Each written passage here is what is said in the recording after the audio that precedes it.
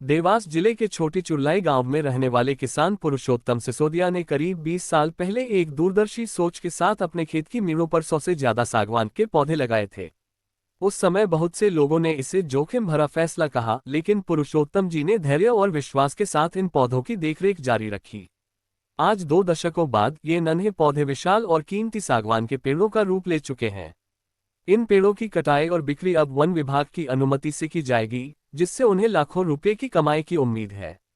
ये न सिर्फ आर्थिक रूप से लाभकारी है, बल्कि पर्यावरण के लिए भी अनमोल योगदान है।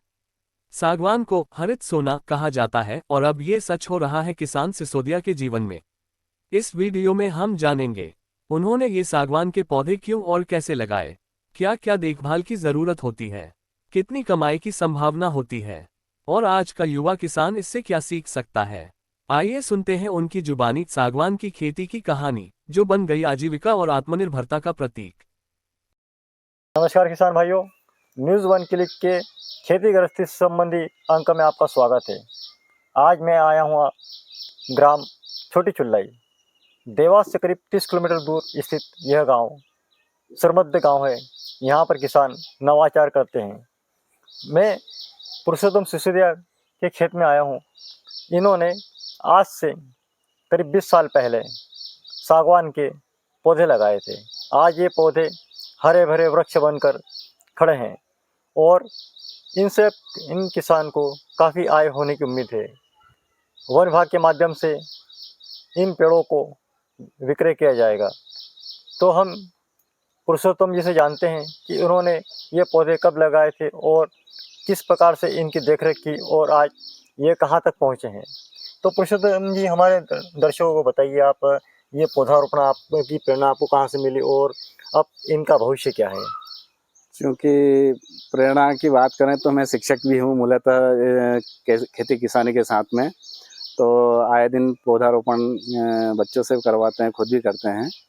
तो चूँकि मैं किसान भी हूँ, पैतृक ज़मीन है, तो हमारी ज़मीन में मैंने पौधे लगाए हैं। और चूँकि ये अतिरिक्त आय का साधन है और ऐसी भूमि पर जहाँ पर कहीं कटान हो या कुछ ऐसा हो, वहाँ पर लगाने से बहुत मिट्टी के कटान भी रुकती है, साथ में अतिरिक्त आय भी होती है। खेत की जैसे आप देख रहे हैं कि पूरा खेत है मेरा, तो इस तरफ नाले के इधर जो है कटान ज़्यादा होता है, संभावना रहती है और बारिश का पानी खेत तक आ जाता है। इसलिए इस तरफ लगाया था ताकि इधर दूसरी फसल ना भी हो तो अपनी ये फसल हो जाए और मिट्टी का कटान भी ना हो। तो अच्छा, आपने सागवान के अतिरिक्त भी अन्य कुछ पौधे भी लगाए थे? हाँ, मैंने इसके साथ में सागवान के साथ आंवले के पौधे लगाए थे और अच्छे थे आंवले के पौधे, और आंवला भी खूब लगता था उसके अंदर। लेकिन लोकल मार्केट नहीं होने से उसका विक्रय नहीं हो पाता था। एक आध बार इंदौर मंडी भेजा, लेकिन मुझे उसमें किराए भाड़े से भी ज़्यादा नुकसान हुआ, इसलिए मैंने उस आंवले को हटाकर दूसरी फसल लगाने का सोच रहा हूँ। अच्छा, सागवान के पौधे की हाइट क्या थी उस समय जब आपने लगाए थे? मैंने लगाए थे उस टाइम 2 या 3 फीट के पौधे थे, छोटे ही पौधे थे बिल्कुल। आज की साइज क्या होगी? आज ये लगभग देख रहे हैं करीब 30 से 40 फीट करीब इसकी ऊंचाई लगाना है, अभी तो हो ही गई है 35 फीट। अच्छा, वन विभाग के माध्यम से बात हुई आपकी? हाँ, मेरी देवास मंडल जो है यहाँ पर वन विभाग फॉरेस्ट लगता है देवास विकास खंड का, तो मेरी वहाँ पर बात हुई है। उन्होंने बोला कि एक आप आवेदन दे देना, और आवेदन देने के पश्चात हमारी एक टीम आएगी जिसमें फॉरेस्ट ऑफिसर वगैरह आएंगे और वो आके पौधों को देखेंगे। देखने के बाद वो चिन्हांकित करेंगे कि कौन सी साइज़ का पौधा विक्रय के लिए उपयुक्त है और इसके इमारती लकड़ी में ये काम आ सकता है।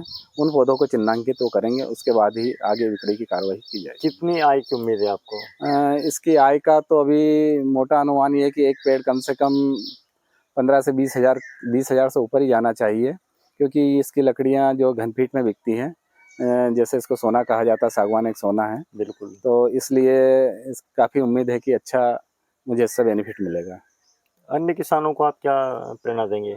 अन्य किसानों को यही प्रेरणा देना चाहूँगा कि जहाँ भी अपनी ज़मीन यदि ऐसी नाले किनारे हैं या फिर मेड़ के, इस पे भी अपन लगा सकते हैं इसको, जिससे कोई नुकसान नहीं होगा, फ़ायदा ही होगा।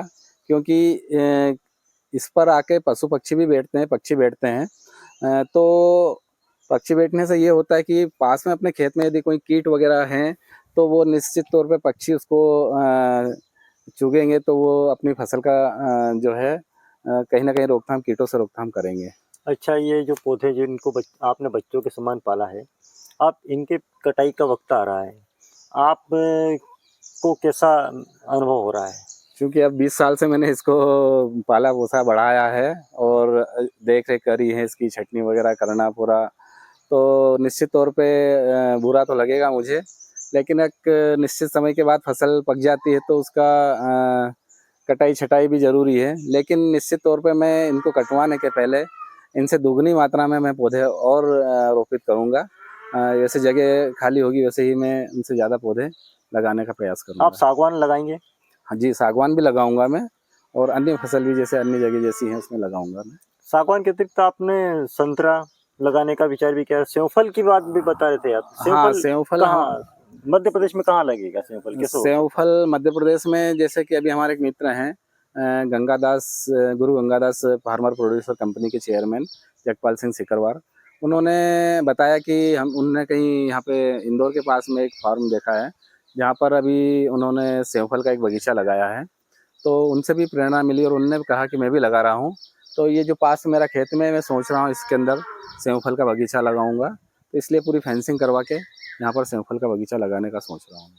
तो किसान भाइयों, आपने देखा पुरुषोत्तम जी अपने खेत पर सेवफल भी लगा रहे हैं।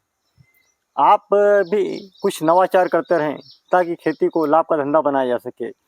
अगले अंक में हम आपसे फिर भेंट करेंगे, तब तक के लिए हमें इजाज़त दीजिए।